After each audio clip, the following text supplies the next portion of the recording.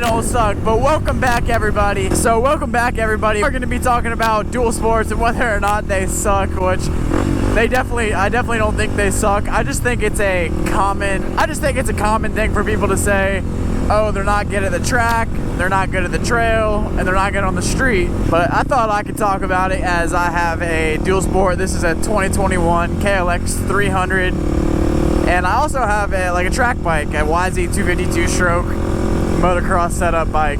So I'm actually filming this video for the second time. The first time I went out to film this video, I got back on my computer to edit it all, and my microphone was just completely screwed. It was just like a crackling noise the whole time.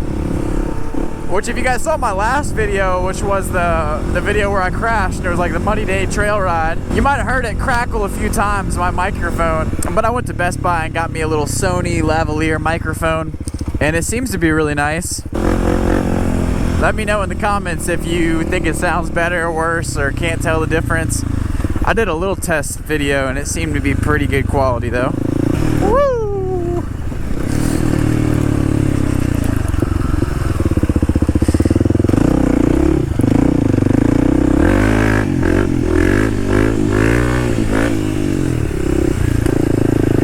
Ooh, I wonder if we can go down here. Oh.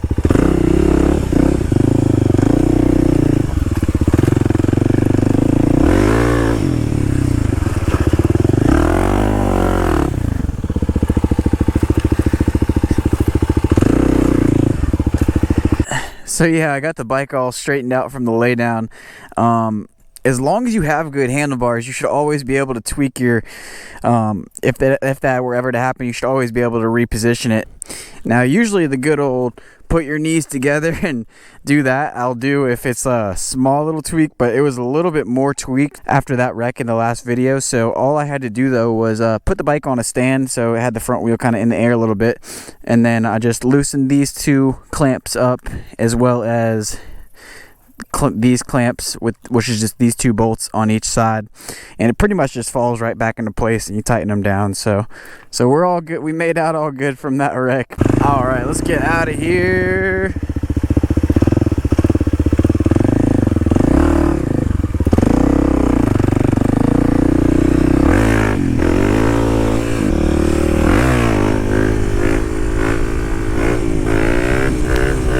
So yeah, for a while when I was younger, I definitely always had like a dream to have a supermoto.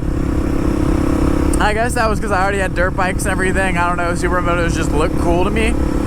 But when it actually came time like for me to buy one and spend the money, it wasn't really in the question for me. I never even really, it was a no-brainer. I went with the dual sport. Just it's what I like to do. I don't do much aggressive road riding at all, except for the occasional wheelie.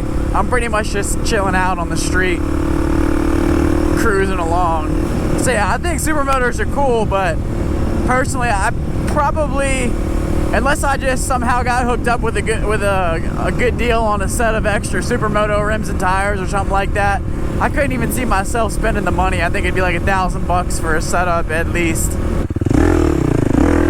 Onto the trail we go. It's still pretty it's been raining like the last 2 or 3 days, pretty much all day, just on and off slightly, but the ground's probably still a little wet out here, but it should be nice. I haven't been over to this set of trails in a few weeks at least.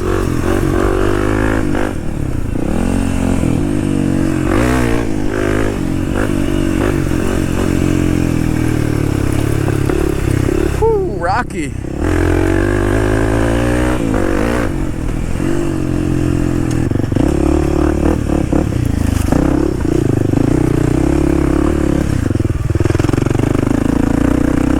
Yeah, this little single track trail is really fun.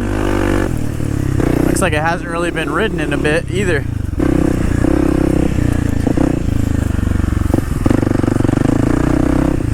So yeah, like I was saying, I'm on the KLX 300, but this is pretty much for all dual sport. They're all fairly similar in their own ways, but if I had to pick two that are the most similar, I personally think that this new KLX 300 dual sport and the CRF 300L are just like pretty much spot on similar. I haven't even rode a CRF 300L, but I've watched a bunch of videos on them. They seem to be real similar. But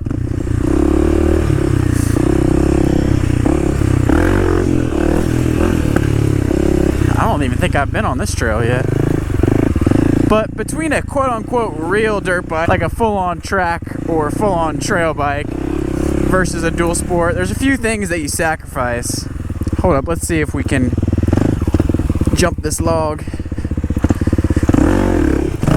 Woo! So you can still definitely do some hard trail riding on this thing, and absolutely. But yeah, there's a few things you sacrifice. One is gonna be the extra power, you know, that those come with. This is a little bit tuned down engine, and definitely a little less power than like a race bike or a full-on trail bike for sure. But it's also just geared a little bit different, so it's able to be street legally and on the highway. But yeah, the power and the weight. So as far as the weight goes, I think the weight on like a regular, you know, say a KX 250 or a Yamaha 250F would be like 250 pounds. I'm not 100% sure, but these weigh in right at 300 pounds. So a little bit extra bulk, a little bit heavier for sure. But really, when I'm in the trail, I don't really feel that extra weight, and I've said that before as well. But once I get that momentum and I'm moving forward, I really don't feel the extra weight on the heavier dual sport when I'm in the trail personally. Now, if that was on like a very hardcore trail, I'm sure you start to feel that extra weight. Let's keep ripping here.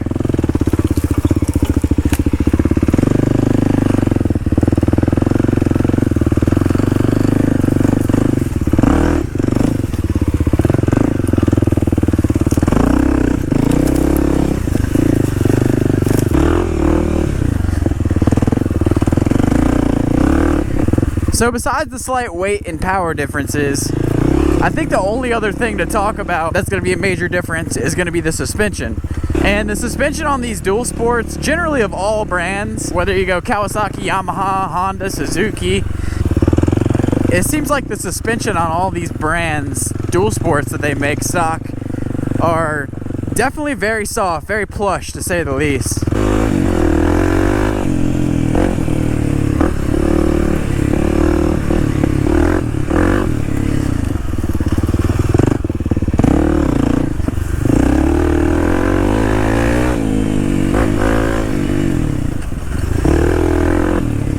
Honestly, that softer suspension, that plush suspension, is really, really nice 99% of the time. Oh, that's a big old spider web. Now, for casual trail riding and most general trail riding, that softer suspension is really nice. It's kind of like sitting on a couch, you know.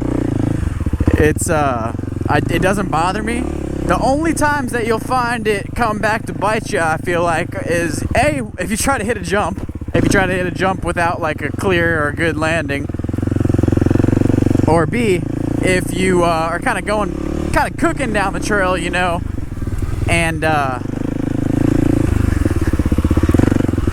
you come up on a big rock or a big stump or a pothole or something like that, and you're gonna feel that. You're gonna bottom out real quick.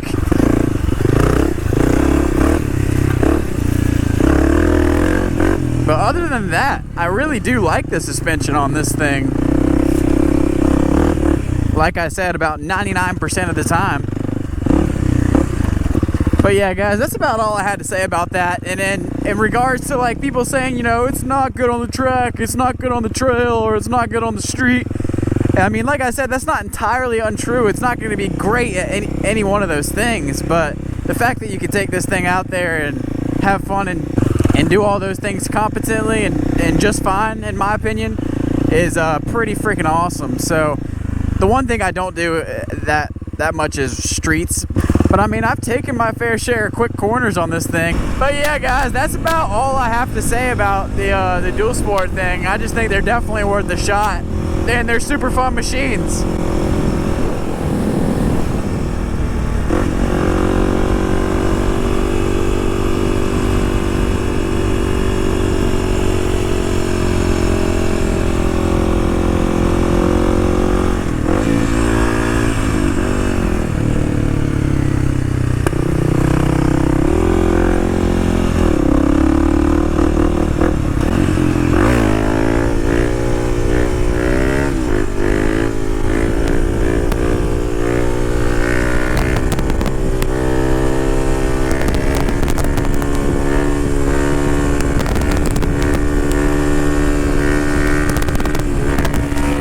Oh, check out this little Honda truck. I want one of these.